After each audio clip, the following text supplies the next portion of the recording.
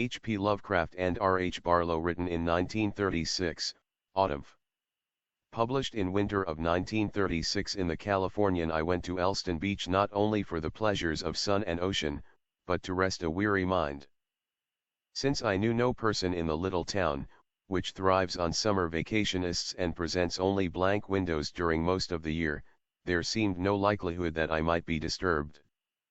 This pleased me, for I did not wish to see anything but the expanse of pounding surf and the beach lying before my temporary home. My long work of the summer was completed when I left the city, and the large mural design produced by it had been entered in the contest. It had taken me the bulk of the year to finish the painting, and when the last brush was cleaned I was no longer reluctant to yield to the claims of health and find rest and seclusion for a time. Indeed, when I had been a week on the beach I recalled only now and then the work whose success had so recently seemed all important. There was no longer the old concern with 100 complexities of color and ornament, no longer the fear and mistrust of my ability to render a mental image actual, and turn by my own skill alone the dim conceived idea into the careful draft of a design. And yet that which later befell me by the lonely shore may have grown solely from the mental constitution behind such concern and fear and mistrust.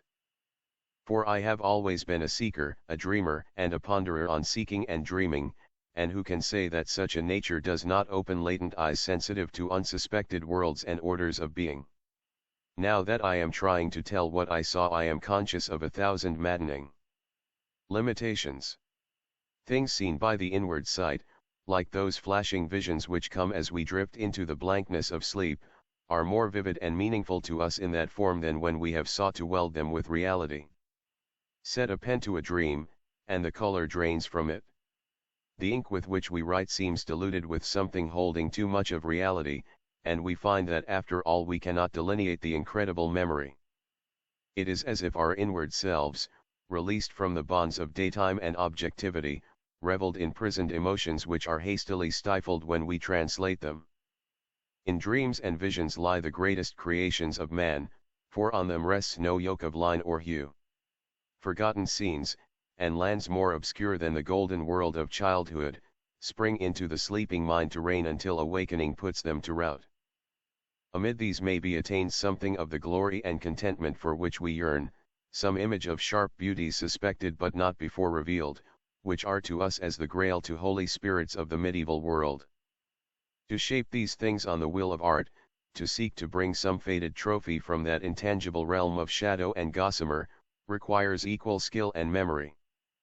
For although dreams are in all of us, few hands may grasp their moth wings without tearing them.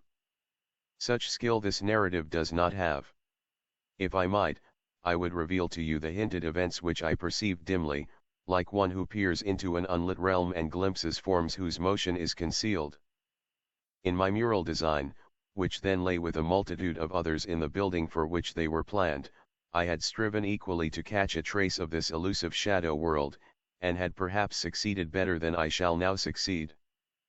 My stay in Elston was to await the judging of that design, and when days of unfamiliar leisure had given me perspective, I discovered that in spite of those weaknesses which a creator always detects most clearly, I had indeed managed to retain in line and color some fragments snatched from the endless world of imagining.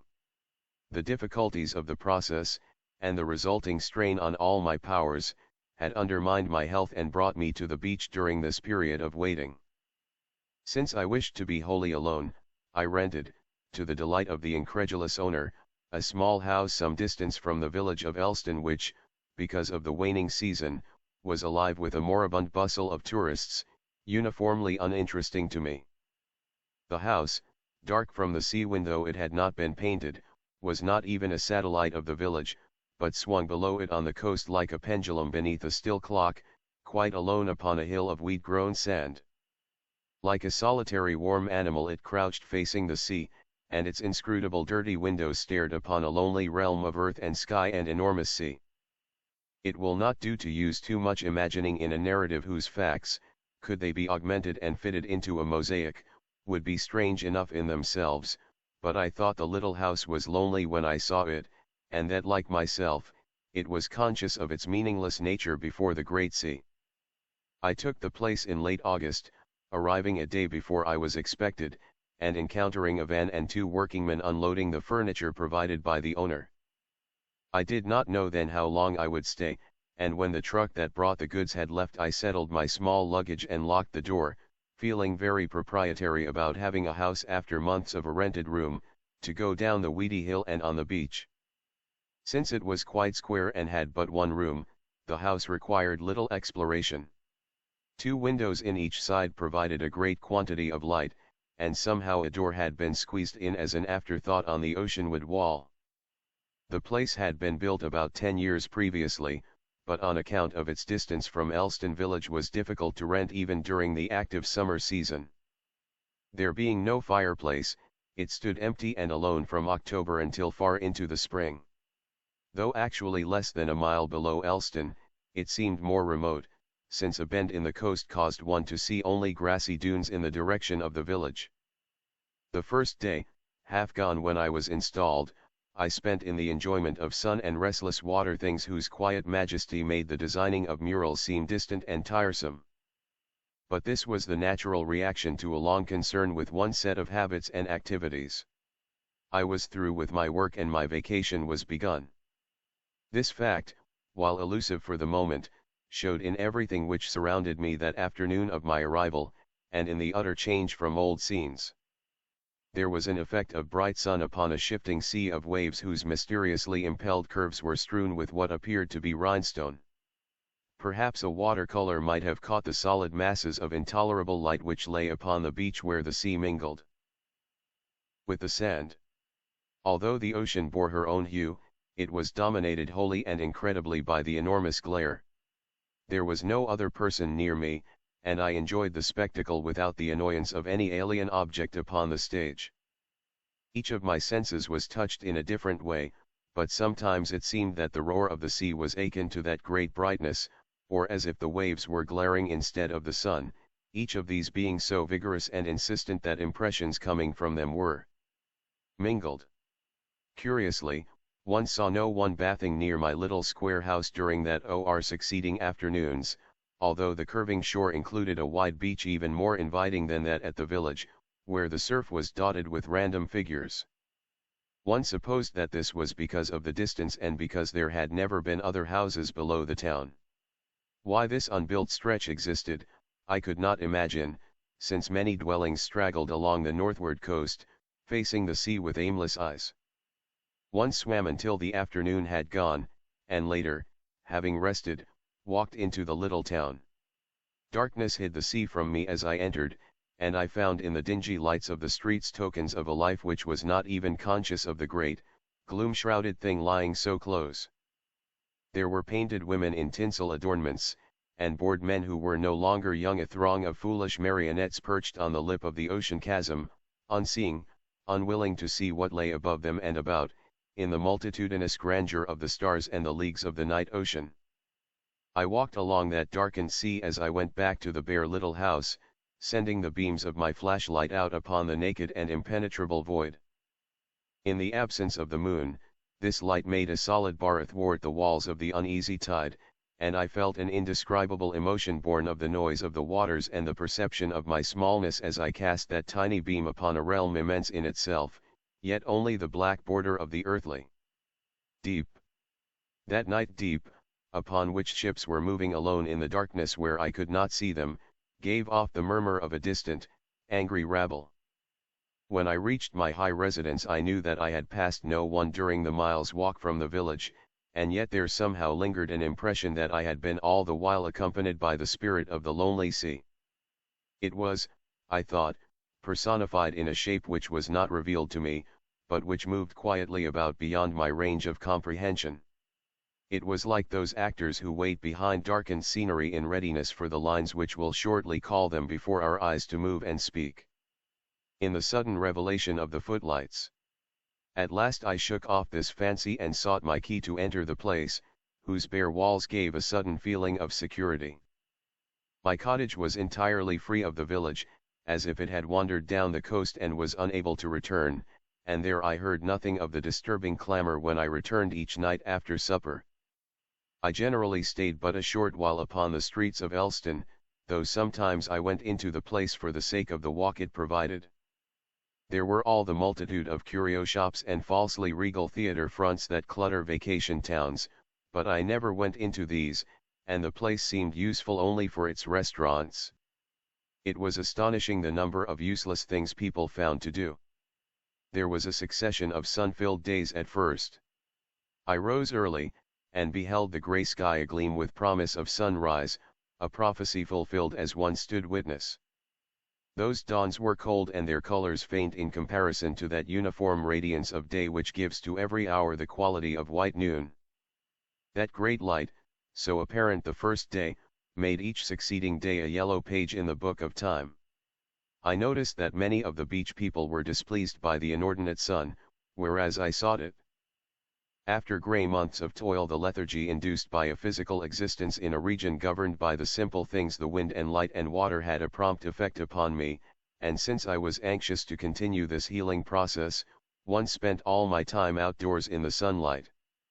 This induced a state at once impassive and submissive, and gave me a feeling of security against the ravenous night. As darkness is akin to death, so is light to vitality. Through the heritage of 1,000,000 years ago, when men were closer to the mother sea, and when the creatures of which we are born lay languid in the shallow, sun-pierced water, we still seek today the primal things when we are tired, steeping ourselves within their lulling security like those early half-mammals which had not yet ventured upon the oozy land. The monotony of the waves gave repose, and I had no other occupation than witnessing a myriad ocean moods. There is a ceaseless change in the water's colors, and shades pass over them like the insubstantial expressions of a well-known face, and these are at once communicated to us by half-recognized senses. When the sea is restless, remembering old ships that have gone over her chasms, there comes up silently in our hearts the longing for a vanished horizon. But when she forgets, we forget also. Though we know her a lifetime, she must always hold an alien air, as if something too vast to have shape were lurking in the universe to which she is a door. The morning ocean, glimmering with a reflected mist of blue-white cloud and expanding diamond foam, has the eyes of one who ponders on strange things, and her intricately woven webs, through which dart a myriad colored fishes, hold the air of some great idle thing which will arise presently from the hoary immemorial chasms, and stride upon the land. I was content for many days, and glad that I had chosen the lonely house which sat like a small beast upon those rounded cliffs of sand. Among the pleasantly aimless amusements fostered by such a life, I took to following the edge of the tide, where the waves left a damp, irregular outline rimmed with evanescent foam, for long distances, and sometimes I found curious bits of shell in the chance litter of the sea. There was an astonishing lot of debris on that inward curving coast which my bare little house overlooked, and I judged that currents whose courses diverge from the village beach must reach that spot. At any rate, my pockets when I had any generally held vast stores of trash, most of which I threw away an hour or two after picking it up, wondering why I had kept it. Once, however, I found a small bone whose nature I could not identify, save that it was certainly nothing out of a fish, and I kept this, along with a large metal bead whose minutely carven design was rather unusual. This latter depicted a fishy thing against a patterned background of seaweed instead of the usual floral or geometrical designs, and was still clearly traceable though worn with years of tossing in the surf. Since I had never seen anything like it, I judged that it represented some fashion, now forgotten, of a previous year at Elston, where similar fads were common. I had been there perhaps a week when the weather began a gradual change. Each stage of this progressive darkening was followed by another subtly intensified, so that in the end the entire atmosphere surrounding me had shifted from day to evening. This was more obvious to me in a series of mental impressions than in what I actually witnessed, for the small house was lonely under the grey skies, and there was sometimes a beating wind that came out of the ocean bearing moisture. The sun was displaced by long intervals of cloudiness, layers of grey mist beyond whose unknown depth the sun lay cut off. Though it might glare with the old intensity above that enormous veil, it could not penetrate. The beach was a prisoner in a hueless vault for hours at a time, as if something of the night were welling into other hours. Although the wind was invigorating and the ocean whipped into little churning spirals of activity by the vagrant flapping, I found the water growing chill, so that one could not stay in it as long as I had done previously, and thus I fell into the habit of long walks, which when I was unable to swim provided the exercise that I was so careful to obtain. These walks covered a greater range of sea edge than my previous wanderings, and since the beach extended in a stretch of miles beyond the tawdry village, I often found myself wholly isolated upon an endless area of sand as evening drew close. When this occurred, I would stride hastily along the whispering sea border, following the outline so that I should not wander inland and lose my way. And sometimes, when these walks were late, as they grew increasingly to be, I would come upon the crouching house that looked like a harbinger of the village. Insecure upon the wind-gnawed cliffs, a dark blot upon the morbid hues of the ocean sunset, it was more lonely than by the full light of either orb, and seemed to my imagination like a mute, questioning face turned toward me expectant of some action. That the place was isolated I have said, and this at first pleased me, but in that brief evening hour when the sun left a gore-splattered decline and darkness lumbered on like an expanding shapeless blot, there was an alien presence about the place, a spirit, a mood, an impression that came from the surging wind, the gigantic sky, and that sea which drooled blackening waves upon a beach grown abruptly strange. At these times I felt an uneasiness which had no very definite cause, although my solitary nature had made me long accustomed to the ancient silence and the ancient voice of nature. These misgivings, to which I could have put no sure name, did not affect me long, yet I think now that all the while a gradual consciousness of the ocean's immense loneliness crept upon me, a loneliness that was made subtly horrible by intimations which were never more than such of some animation or sentience preventing me from being wholly alone. The noisy, yellow streets of the town, with their curiously unreal activity, were very far away, and when I went there for my evening meal, mistrusting a diet entirely of my own ambiguous cooking, I took increasing and quite unreasonable care that I should return to the cottage before the late darkness, though I was often abroad until 10 or so. You will say that such action is unreasonable, that if I had feared the darkness in some childish way, I would have entirely avoided it. You will ask me why I did not leave the place since its loneliness was depressing me. To all this one have no reply, save that whatever unrest I felt, whatever of remote disturbance there was to me in brief aspects of the darkening sun or the eager salt brittle wind or in the robe of the dark sea that lay crumpled like an enormous garment so close to me, was something which had an origin half in my own heart, which showed itself only at fleeting moments, and which had no very long effect upon me. In the recurrent days of diamond light, with sportive waves flinging blue peaks at the basking shore, the memory of dark moods seemed rather incredible, yet only an hour or two afterward I might again experience these moods once more, and descend to a dim region of despair.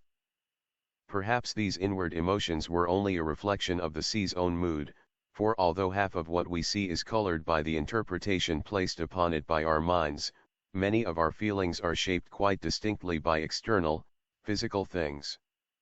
The sea can bind us to her many moods, whispering to us by the subtle token of a shadow or a gleam upon the waves, and hinting in these ways of her mournfulness or rejoicing. Always she is remembering old things, and these memories, though we may not grasp them, are imparted to us, so that we share her gaiety or remorse. Since I was doing no work, seeing no person that I knew, I was perhaps susceptible to shades of her cryptic meaning which would have been overlooked by another. The ocean ruled my life during the whole of that late summer, demanding it as recompense for the healing she had brought me. There were drownings at the beach that year, and while I heard of these only casually, such is our indifference to a death which does not concern us, and to which we are not witness, I knew that their details were unsavory. The people who died, some of them swimmers of a skill beyond the average, were sometimes not found until many days had elapsed, and the hideous vengeance of the deep had scourged their rotten bodies. It was as if the sea had dragged them into a chasm lair, and had mulled them about in the darkness until, satisfied that they were no longer of any use, she had floated them ashore in a ghastly state. No one seemed to know what had caused these deaths. Their frequency excited alarm among the timid, since the undertow at Elston was not strong, and since there were known to be no sharks at hand. Whether the bodies showed marks of any attacks I did not learn, but the dread of a death which moves among the waves and comes on lone people from a lightless, motionless place is a dread which men know and do not like. They must quickly find a reason for such a death, even if there are no sharks. Since sharks formed only a suspected cause, and one never to my knowledge confirmed, the swimmers who continued during the rest of the season were on guard against treacherous tides rather than against any possible sea animal. Autumn, indeed, was not a great distance off, and some people used this as an excuse for leaving the sea, where men were snared by death, and going to the security of inland fields, where one cannot even hear the ocean. So August ended, and I had been at the beach many days. There had been a threat of storm since the 4th of the new month, and on the 6th, when I set out for a walk in the damp wind, there was a mass of formless cloud. Colorless and oppressive, above the ruffled leaden sea. The motion of the wind, directed toward no especial goal but stirring uneasily, provided a sensation of coming animation, a hint of life in the elements which might be the long-expected storm. I had eaten my luncheon at Elston, and though the heavens seemed the closing lid of a great casket, I ventured far down the beach and away from both the town and my no longer to be seen house. As the universal grey became spotted with a carrion purple curiously brilliant despite its somber hue, one found that I was several miles from any possible shelter. This, however, did not seem very important, for despite the dark skies with their added glow of unknown presage, I was in a curious mood that flashed through a body grown suddenly alert and sensitive to the outline of shapes and meanings that were previously dim. Obscurely, a memory came to me, suggested by the likeness of the scene to one I had imagined when a story was read to me in childhood. That tale, of which I had not thought for many years, concerned a woman who was loved by the dark-bearded king of an underwater realm of blurred cliffs where fish things lived, and who was taken from the golden-haired youth of her troth by a dark being crowned with a priest-like mitre and having the features of a withered ape. What had remained in the corner of my fancy was the image of cliffs beneath the water against the hueless, dusky no sky of such a realm, and this, though I had forgotten most of the story, was recalled quite unexpectedly by the same pattern of cliff and sky which I then beheld. The sight was similar to what I had imagined in a year now lost save for random, incomplete impressions. Suggestions of this story may have lingered behind certain irritating unfinished memories, and in certain values hinted to my senses by scenes whose actual worth was bafflingly small. Frequently, in a momentary perception, we feel that a feathery landscape, for instance, a woman's dress along the curve of a road by afternoon, or the solidity of a century-defying tree against the pale morning sky, the conditions more than the object being significant, hold something precious, some golden virtue that we must grasp. And yet when such a scene or arrangement is viewed later, or from another point, we find that it has lost its value and meaning for us. Perhaps this is because the thing we see does not hold that elusive quality, but only suggests to the mind some very different thing which remains unremembered. The baffled mind, not wholly sensing the cause of its flashing appreciation, seizes on the object exciting it, and is surprised when there is nothing of worth therein. Thus it was when I beheld the purpling clouds.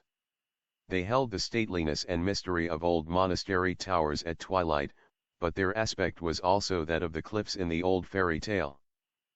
Suddenly reminded of this lost image, I half expected to see, in the fine-spun dirty foam and among the waves which were now as if they had been poured of flawed black glass, the horrid figure of that ape-faced creature, wearing a mitre old with verdigris, advancing from its kingdom in some lost gulf to which those waves were sky. I did not see any such creature from the realm of imagining, but as the chill wind veered, slitting the heavens like a rustling knife, there lay in the gloom of merging cloud and water only a grey object, like a piece of driftwood, tossing obscurely on the foam. This was a considerable distance out, and since it vanished shortly, may not have been wood, but a porpoise coming to the troubled surface. I soon found that I had stayed too long contemplating the rising storm and linking my early fancies with its grandeur, for an icy rain began spotting down, bringing a more uniform gloom upon a scene already too dark for the hour. Hurrying along the grey sand, I felt the impact of cold drops upon my back, and before many moments my clothing was soaked throughout. At first I had run, put to flight by the colorless drops whose pattern hung in long linking strands from an unseen sky, but after I saw that refuge was too far to reach in anything like a dry state, one slackened my pace, and returned home as if I had walked under clear skies. There was not much reason to hurry, although I did not idle as upon previous occasions. The constraining wet garments were cold upon me, and with the gathering darkness, and the wind that rose endlessly from the ocean, I could not repress a shiver. Yet there was, beside the discomfort of the precipitous rain, an exhilaration latent in the purplish reveled masses of cloud and the stimulated reactions of the body. In a mood half of exultant pleasure from resisting the rain, which streamed from me now, and filled my shoes and pockets, and half of strange appreciation of those morbid, dominant skies which hovered with dark wings above the shifting eternal sea, I tramped along the grey corridor of Elston Beach. More rapidly than I had expected the crouching house showed in the oblique, flapping rain, and all the weeds of the sand cliff writhed in accompaniment to the frantic wind, as if they would uproot themselves to join the far travelling element. Sea and sky had altered not at all, and the scene was that which had accompanied me, save that there was now painted upon it the hunching roof that seemed to bend from the assailing rain. I hurried up the insecure steps, and let myself into a dry room, where, unconsciously surprised that I was free of the nagging wind, I stood for a moment with water rilling from every inch of me. There are 2 windows in the front of that house, one on each side, and these face nearly straight upon the ocean, which I now saw half obscured by the combined veils of the rain and the imminent night. From these windows I looked as I dressed myself in a motley array of dry garments seized from convenient hangers and from a chair too laden to sit upon. I was prisoned on all sides by an unnaturally increased dusk which had filtered down at some undefined hour under cover of the fostering storm. How long I had been on the reaches of wet grey sand, or what the real time was, I could not tell, though a moment's search produced my watch fortunately left behind, and thus avoiding the uniform wetness of my clothing, I half guessed the hour from the dimly seen hands, which were only slightly less indecipherable than the surrounding figures. In another moment my sight penetrated the gloom, greater in the house than beyond the bleared window, and saw that it was 6:45. There had been no one upon the beach as I came in, and naturally I expected to see no further swimmers that night. Yet when I looked again from the window there appeared surely to be figures blotting the grime of the wet evening. I counted 3 moving about in some incomprehensible manner, and close to the house another which may not have been a person but a wave-ejected log, for the surf was now pounding fiercely. I was startled to no little degree, and wondered for what purpose those hardy persons stayed out in such a storm. And then I thought that perhaps like myself they had been caught unintentionally in the rain and had surrendered to the watery gusts. In another moment, prompted by a certain civilized hospitality which overcame my love of solitude, I stepped to the door and emerged momentarily, at the cost of another wetting, for the rain promptly descended upon me in exultant fury, on the small porch, gesticulating toward the people. But whether they did not see me, or did not understand, they made no returning signal. Dim in the evening, they stood as if surprised, or as if they awaited some other action from me. There was in their attitude something of that cryptic blankness, signifying anything or nothing, which the house wore about itself as seen in the morbid sunset.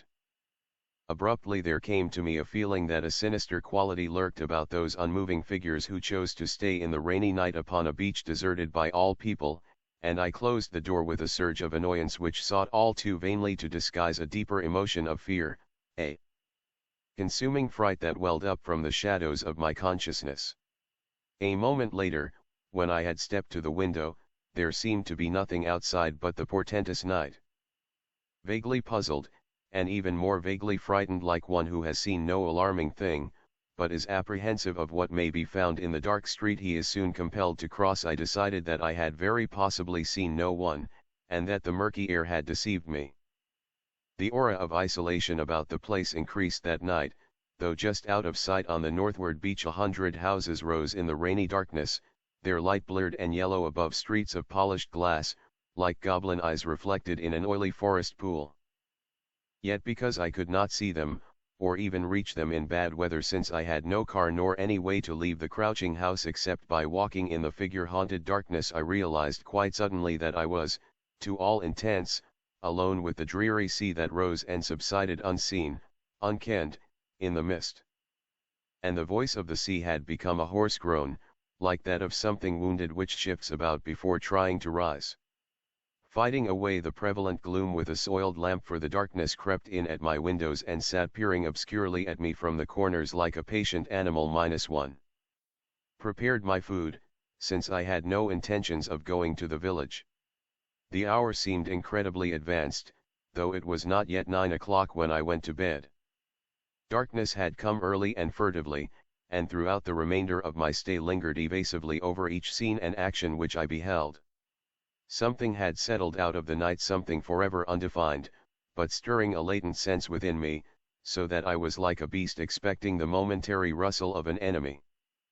There were hours of wind, and sheets of the downpour flapped endlessly on the meager walls, barring it from me.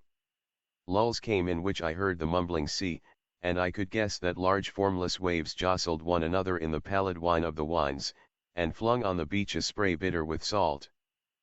Yet in the very monotony of the restless elements I found a lethargic note, a sound that beguiled me, after a time, into slumber grey and colorless as the night.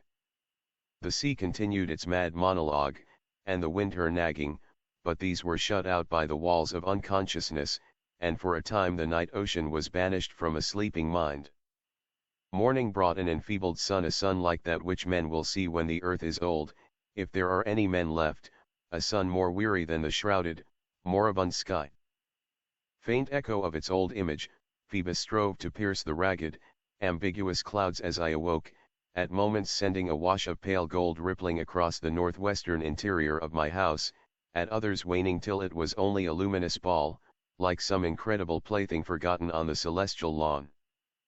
After a while the falling rain, which must have continued throughout the previous night, succeeded in washing away those vestiges of purple cloud which had been like the ocean cliffs in an old fairy tale. Cheated alike of the setting and rising sun, that day merged with the day before, as if the intervening storm had not ushered a long darkness into the world, but had swollen and subsided into one long afternoon. Gaining heart, the furtive sun exerted all his force in dispelling the old mist, streaked now like a dirty window, and cast it from his realm. The shallow blue day advanced as those grimy wisps retreated, and the loneliness which had encircled me welled back into a watchful place of retreat, whence it went no farther, but crouched and waited. The ancient brightness was now once more upon the sun, and the old glitter on the waves, whose playful blue shapes had flocked upon that coast ere man was born, and would rejoice unseen when he was forgotten in the sepulchre of time.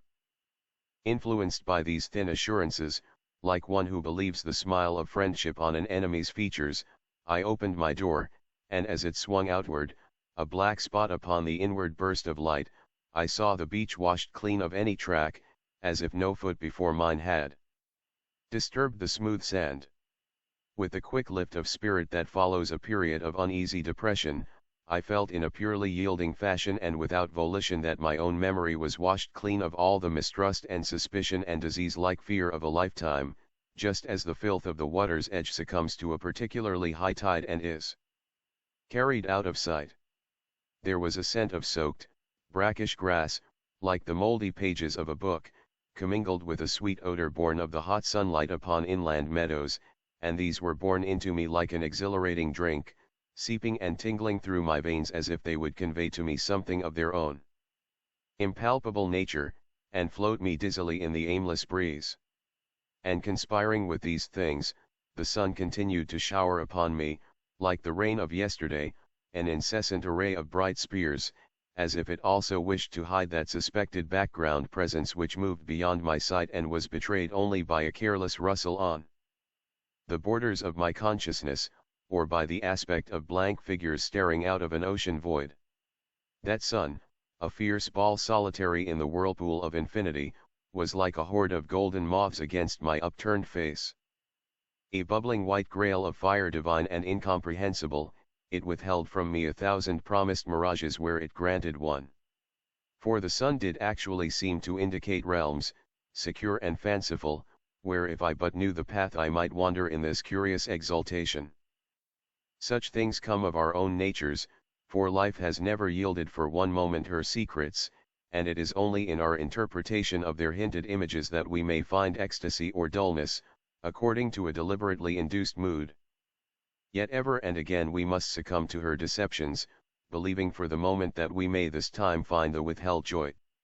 And in this way the fresh sweetness of the wind, on a morning following the haunted darkness, whose evil intimations had given me a greater uneasiness than any menace to my body, whispered to me of ancient mysteries only half linked with earth, and of pleasures that were the sharper because I felt that one might experience only a part of them. The sun and wind and that scent that rose upon them told me of festivals of gods whose senses are a millionfold more poignant than man's and whose joys are a millionfold more subtle and prolonged. These things, they hinted, could be mine if I gave myself wholly into their bright deceptive power, and the sun, a crouching god with naked celestial flesh, an unknown, too mighty furnace upon which no eye might look, seemed almost sacred in the glow of my newly sharpened emotions.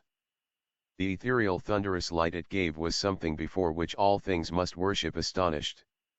The slinking leopard in his green chasmed forest must have paused briefly to consider its leaf-scattered rays, and all things nurtured by it must have cherished its bright message on such a day. For when it is absent in the far reaches of eternity, earth will be lost and black against an illimitable void. That morning, in which I shared the fire of life, and whose brief moment of pleasure is secure against the ravenous years, was astir with the beckoning of strange things whose elusive names can never be written. As I made my way toward the village, wondering how it might look after a long-needed scrubbing by the industrious rain, I saw, tangled in a glimmer of sunlit moisture that was poured over it like a yellow vintage, a small object like a hand, some 20 feet ahead of me, and touched by the repetitious foam. The shock and disgust born in my startled mind when one saw that it was indeed a piece of rotten flesh overcame my new contentment, and engendered a shocked suspicion that it might actually be a hand. Certainly, no fish, or part of one, could assume that look, and I thought I saw mushy fingers wet in decay. I turned the thing over with my foot, not wishing to touch so foul an object, and it adhered stickily to the leather of the shoe, as if clutching with the grasp of corruption. The thing, whose shape was nearly lost, held too much resemblance to what I feared it might be, and I pushed it into the willing grasp of a seething wave, which took it from sight with an alacrity not often shown by those reveled edges of the sea. Perhaps I should have reported my find, yet its nature was too ambiguous to make action natural. Since it had been partly eaten by some ocean-dwelling monstrousness, I did not think it identifiable enough to form evidence of an unknown but possible tragedy. The numerous drownings, of course, came into my mind as well as other things lacking in wholesomeness, some of which remained only as possibilities. Whatever the storm-dislodged fragment may have been, and whether it were fish or some animal akin to man, I have never spoken of it until now. And after all, there was no proof that it had not merely been distorted by rottenness into that shape. I approached the town, sickened by the presence of such an object amid the apparent beauty of the clean beach, though it was horribly typical of the indifference of death in a nature which mingles rottenness with beauty, and perhaps loves the former more. In Elston I heard of no recent drowning or other mishap of the sea, and found no reference to such in the columns of the local paper, the only one I read during my stay. It is difficult to describe the mental state in which succeeding days found me. Always susceptible to morbid emotions whose dark anguish might be induced by things outside myself, or might spring from the abysses of my own spirit, I was ridden by a feeling which was not fear or despair, or anything akin to these, but was rather a perception of the brief hideousness and underlying filth of life, a feeling partly a reflection of my internal nature and partly a result of breedings induced by that gnawed rotten object which may have been a hand. In those days my mind was a place of shadowed cliffs and dark moving figures, like the ancient unsuspected realm which the fairy tale recalled to me. I felt, in brief agonies of disillusionment, the gigantic blackness of this overwhelming universe, in which my days and the days of my race were as nothing to the shattered stars, a universe in which each action is vain and even the emotion of grief a wasted thing. The hours I had previously spent in something of regained health, contentment, and physical well-being were given now, as if those days of the previous week were something definitely ended, to an indolence like that of a man who no longer cares to live. I was engulfed by a piteous lethargic fear of some ineluctable doom which would be, I felt, the completed hate of the peering stars and of the black enormous waves that hoped to clasp my bones within them, the vengeance of all the indifferent, horrendous majesty of the night ocean. Something of the darkness and restlessness of the sea had penetrated my heart, so that I lived in an unreasoning, unperceiving torment, a torment none the less acute because of the subtlety of its origin and the strange, unmotivated quality of its vampiric existence. Before my eyes lay the phantasmagoria of the purpling clouds, the strange silver bauble, the recurrent stagnant foam, the loneliness of that bleak-eyed house, and the mockery of the puppet town. I no longer went to the village, for it seemed only a travesty of life. Like my own soul, it stood upon a dark enveloping sea, a sea grown slowly hateful to me. And among these images, corrupt and festering, dwelt that of an object whose human contours left ever smaller the doubt of what it once had been. These scribbled words can never tell of the hideous loneliness, something I did not even wish assuaged, so deeply was it embedded in my heart, which had insinuated itself within me, mumbling of terrible and unknown things stealthily circling nearer. It was not a madness, rather was it a too clear and naked perception of the darkness beyond this frail existence, lit by a momentary sun no more secure than ourselves, a realization of futility that few can experience and ever again touch the life about them, a knowledge that turn as I might, battle as I might with all the remaining power of my spirit, I could neither win an inch of ground from the inimical universe, nor hold for even a moment the life entrusted to me. Fearing death as I did life, burdened with a nameless dread, yet unwilling to leave the scene evoking it, I awaited whatever consummating horror was shifting itself in the immense region beyond the walls of consciousness. Thus autumn found me, and what I had gained from the sea was lost back into it.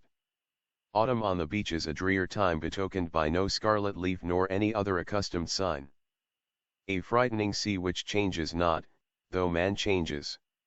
There was only a chilling of the waters, in which I no longer cared to enter, a further darkening of the pall-like sky, as if eternities of snow were waiting to descend upon the ghastly waves. Once that descent began, it would never cease, but would continue beneath the white and the yellow and the crimson sun, and beneath that ultimate small ruby which shall yield only to the futilities of night. The once friendly waters babbled meaningfully at me, and eyed me with a strange regard, yet whether the darkness of the scene were a reflection of my own breedings or whether the gloom within me were caused by what lay without, I could not have told. Upon the beach and me alike had fallen a shadow, like that of a bird which flies silently overhead, a bird whose watching eyes we do not suspect till the image on the ground repeats the image in the sky, and we look suddenly upward to find that something has been circling above us, hitherto unseen.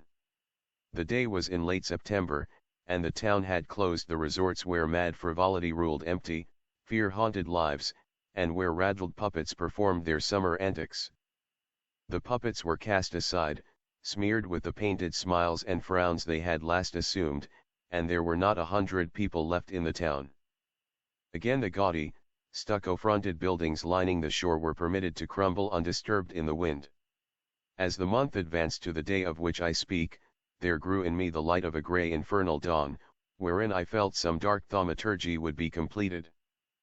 Since I feared such a thaumaturgy less than a continuance of my horrible suspicions, less than the too elusive hints of something monstrous lurking behind the great stage, it was with more speculation than actual fear that I waited unendingly for the day of horror which seemed to be nearing.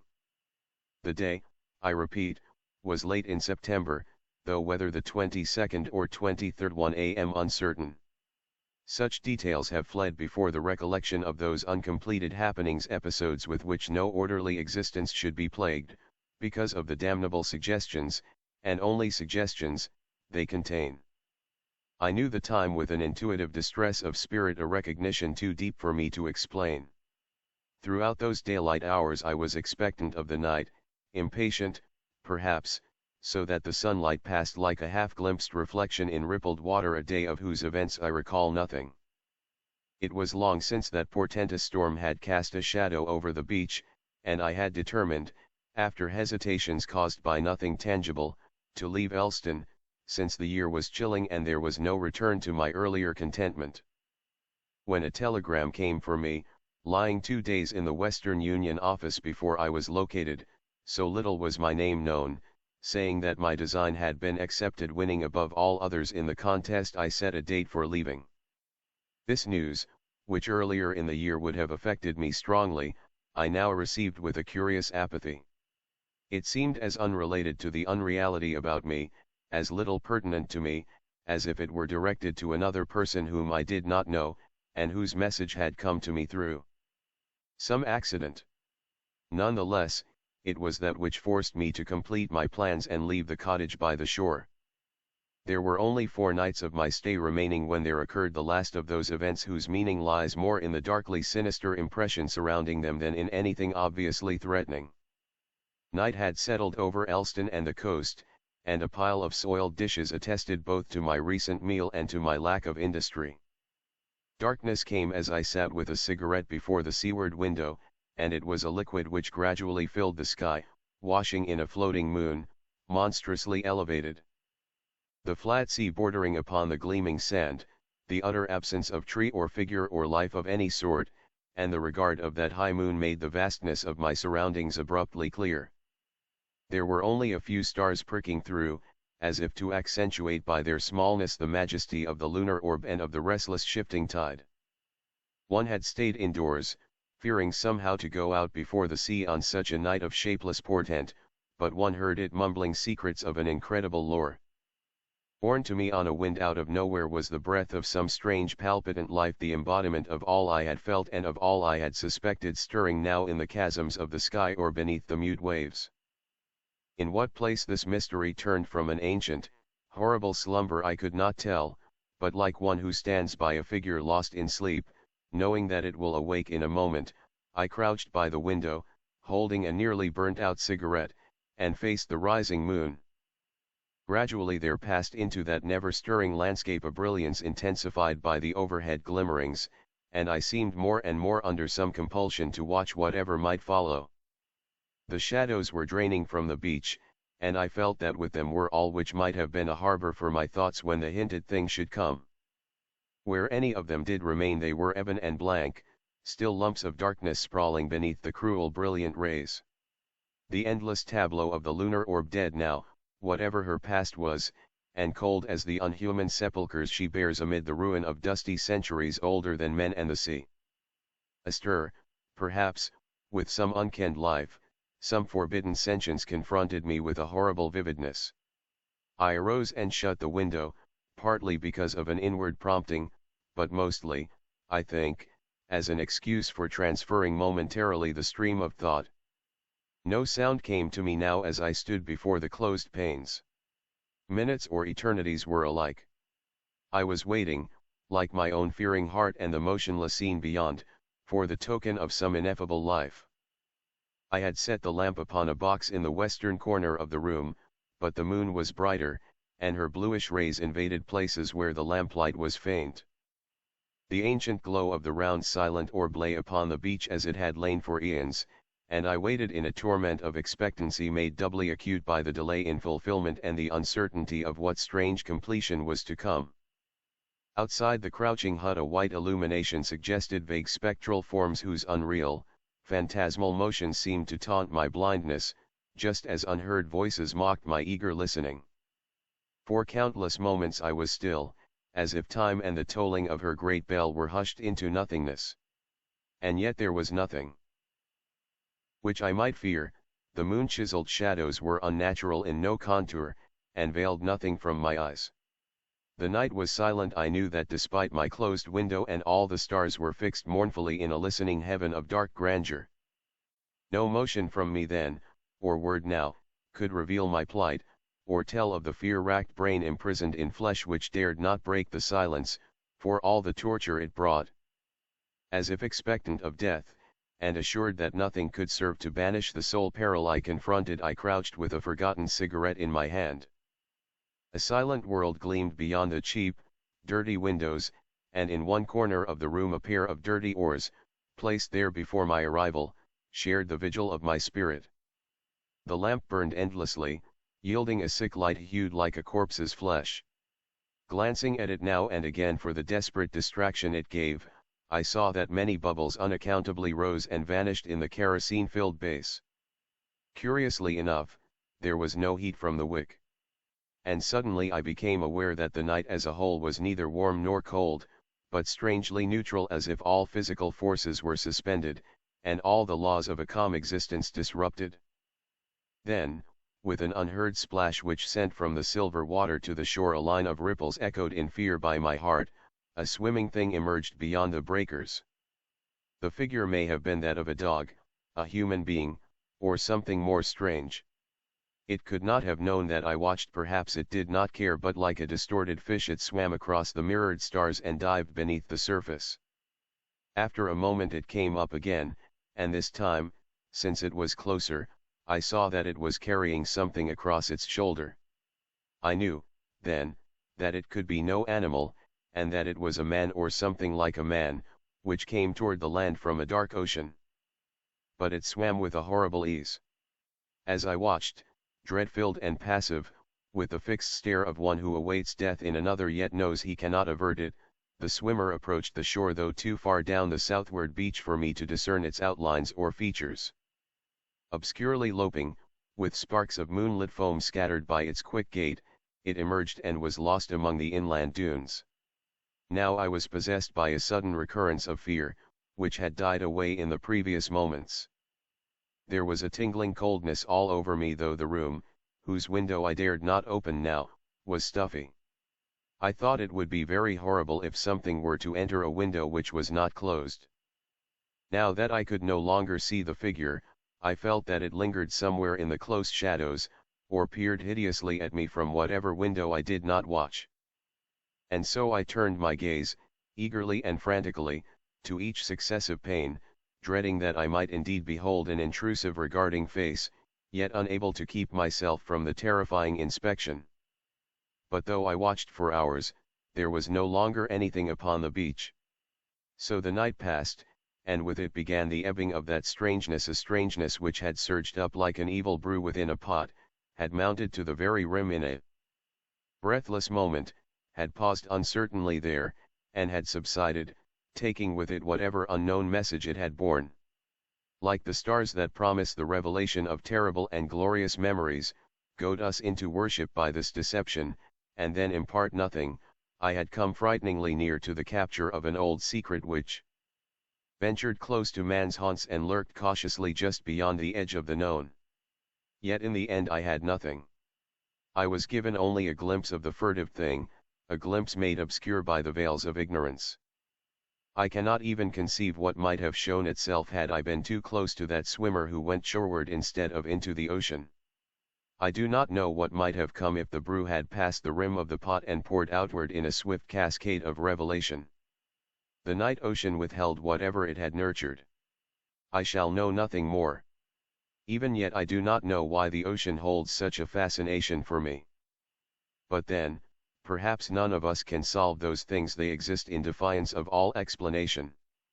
There are men, and wise men, who do not like the sea and its lapping surf on yellow shores, and they think us strange who love the mystery of the ancient and unending deep.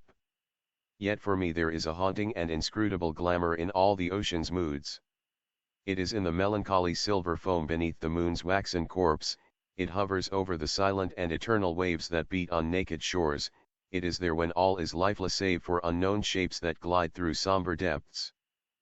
And when I behold the awesome billows surging in endless strength, there comes upon me an ecstasy akin to fear, so that I must abase myself before this mightiness, that I may not hate the clotted waters and their overwhelming beauty. Vast and lonely is the ocean, and even as all things came from it, so shall they return thereto. In the shrouded depths of time none shall reign upon the earth, nor shall any motion be, save in the eternal waters. And these shall beat on dark shores in thunderous foam, though none shall remain in that dying world to watch the cold light of the enfeebled moon playing on the swirling tides and coarse-grained sand. On the deep's margin shall rest only a stagnant foam, gathering about the shells and bones of perished shapes that dwelt within the waters. Silent, flabby things will toss and roll along empty shores, their sluggish life extinct. Then all shall be dark, for at last even the white moon on the distant waves shall wink out. Nothing shall be left, neither above nor below the somber waters. And until that last millennium, and beyond the perishing of all other things, the sea will thunder and toss throughout the dismal night. H. P. Lovecraft, written in 1937, published April, 1939. In Weird Tales, I was shown into the attic chamber by a grave, intelligent-looking man with quiet clothes and an iron-gray beard, who spoke to me in this fashion: "Yes, he lived here, but I don't advise your doing anything. Your curiosity makes you irresponsible. We never come here at night, and it's only because of his will that we keep it this way. You know what he did. That abominable society took charge at last, and we don't know where he is buried. There was no way the law or anything else could reach the society. I hope you won't stay till after dark. And one beg of you to let that thing on the tablethy thing that looks like a matchbox alone. We don't know what it is, but we suspect it has something to do with what he did. We even avoid looking at it very steadily." After a time the man left me alone in the attic room. It was very dingy and dusty, and only primitively furnished, but it had a neatness which showed it was not a slum denizen's quarters. There were shelves full of theological and classical books, and another bookcase containing treatises on magic: Paracelsus, Albertus Magnus, Trithemius, Hermes Trismegistus, Borellus, and others in a strange alphabet whose titles I could not decipher. The furniture was very plain. There was a door, but it led only into a closet. The only egress was the aperture in the floor up to which the crude, steep staircase led. The windows were of bull's-eye pattern, and the black oak beams bespoke unbelievable antiquity. Plainly, this house was of the old world. I seemed to know where I was, but cannot recall what I then knew. Certainly the town was not London. My impression is of a small seaport. The small object on the table fascinated me intensely. I seemed to know what to do with it, for I drew a pocket electric light, or what looked like one, out of my pocket and nervously tested its flashes. The light was not white but violet, and seemed less like true light than like some radioactive bombardment. I recall that I did not regard it as a common flashlight. Indeed, I had a common flashlight in another pocket. It was getting dark, and the ancient roofs and chimney pots outside looked very queer through the bull's-eye window panes. Finally I summoned up courage and propped the small object up on the table against a book, then turned the rays of the peculiar violet light upon it. The light seemed now to be more like a rain of hail or small violet particles than like a continuous beam. As the particles struck the glassy surface at the center of the strange device, they seemed to produce a crackling noise like the sputtering of a vacuum tube through which sparks are passed. The dark glassy surface displayed a pinkish glow, and a vague white shape seemed to be taking form at its center. Then I noticed that I was not alone in the room and put the ray projector back in my pocket. But the newcomer did not speak, nor did I hear any sound whatever during all the immediately following moments. Everything was shadowy pantomime, as if seen at a vast distance through some intervening haze, although on the other hand the newcomer and all subsequent comers loomed large and close, as if both near and distant, according to some abnormal geometry.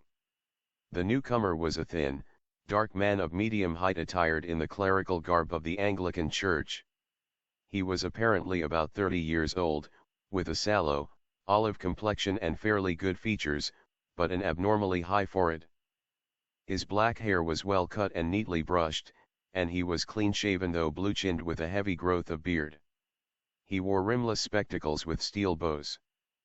His build and lower facial features were like other clergymen one had seen, but he had a vastly higher forehead, and was darker and more intelligent-looking, also more subtly and concealedly evil-looking. At the present moment, having just lighted a faint oil lamp, looked nervous, and before I knew it he was casting all his magical books into a fireplace on the window side of the room, where the wall slanted sharply, which I had not noticed before. The flames devoured the volumes, greedily leaping up in strange colors and emitting indescribably hideous odors as the strangely hieroglyphed leaves and wormy bindings succumbed to the devastating element. All at once I saw there were others in the room, grave-looking men in clerical costume, one of whom wore the bands and knee breeches of a bishop. Though I could hear nothing, I could see that they were bringing a decision of vast import to the first comer. They seemed to hate and fear him at the same time, and he seemed to return these sentiments. His face set itself into a grim expression, but I could see his right hand shaking as he tried to grip the back of a chair. The bishop pointed to the empty case and to the fireplace, where the flames had died down amidst a charred, non-committal mass, and seemed filled with a peculiar loathing. The first comer then gave a wry smile and reached out with his left hand toward the small object on the table. Everyone then seemed frightened. The procession of clerics began filing down the steep stairs through the trapdoor in the floor, turning and making menacing gestures as they left. The bishop was last to go. The first comer now went to a cupboard on the inner side of the room and extracted a coil of rope. Mounting a chair, he attached one end of the rope to a hook in the great exposed central beam of black oak, and began making a noose with the other end. Realizing he was about to hang himself, I started forward to dissuade or save him. He saw me and ceased his preparations, looking at me with a kind of triumph which puzzled and disturbed me. He slowly stepped down from the chair and began gliding toward me with a positively wolfish grin on his dark, thin-lipped face. I felt somehow in deadly peril, and drew out the peculiar ray projector as a weapon of defense. Why I thought it could help me, I do not know. I turned it on full in his face, and saw the sallow features glow first with violet and then with pinkish light. His expression of wolfish exultation began to be crowded aside by a look of profound fear which did not, however, wholly displace the exultation. He stopped in his tracks then, flailing his arms wildly in the air, began to stagger backwards. I saw he was edging toward the open stairwell in the floor, and tried to shout a warning, but he did not hear me. In another instant he had lurched backward through the opening and was lost to view. I found difficulty in moving toward the stairwell, but when I did get there I found no crushed body on the floor below. Instead there was a clatter of people coming up with lanterns, for the spell of phantasmal silence had broken, and I once more heard sounds and saw figures as normally tridimensional. Something had evidently drawn a crowd to this place. Had there been a noise I had not heard? Presently the two people, simple villagers, apparently, farthest in the lead saw me and stood paralyzed. One of them shrieked loudly and reverberantly, "R. It be Zur." Again. Then they all turned and fled frantically. All, that is, but one. When the crowd was gone I saw the grey-bearded man who had brought me to this place standing alone with a lantern. He was gazing at me gaspingly and fascinatedly, but did not seem afraid. Then he began to ascend the stairs, and joined me in the attic. He spoke, "So you didn't let it alone. I'm sorry. I know what has happened. It happened once before, but the man got frightened and shot himself. You ought not to have made him come back. You know what he wants. But you mustn't get frightened like the other man he got. Something very strange and terrible has happened to you, but it didn't get far enough to hurt your mind and personality. If you'll keep cool, and accept the need for making certain radical readjustments in your life, you can keep right on enjoying the world, and the fruits of your scholarship. But you can't live here and I don't think you'll wish to go back to London. I'd advise America. You mustn't try anything more with that thing. Nothing can be put back now. It would only make matters worse to door summon anything. You are not as badly off as you might be, but you must get out of here at once and stay away. You'd better thank heaven it didn't go further. I'm going to prepare you as bluntly as I can. There's been a certain Chan gain your personal appearance. He always causes that. But in a new country you can get used to it. There's a mirror up at the other end of the room, and I'm going to take you to it. You'll get a shock, though you will see nothing repulsive. I was now shaking with a deadly fear, and the bearded man almost had to hold me up as he walked me across the room to the mirror, the faint lamp, i.e., that formerly on the table, not the still fainter lantern he had brought, in his free hand. This is what I saw in the glass.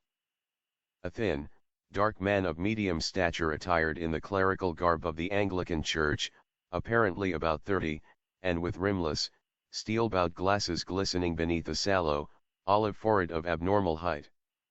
It was the silent first-comer who had burned his books. For all the rest of my life, in outward form, I was to be that man.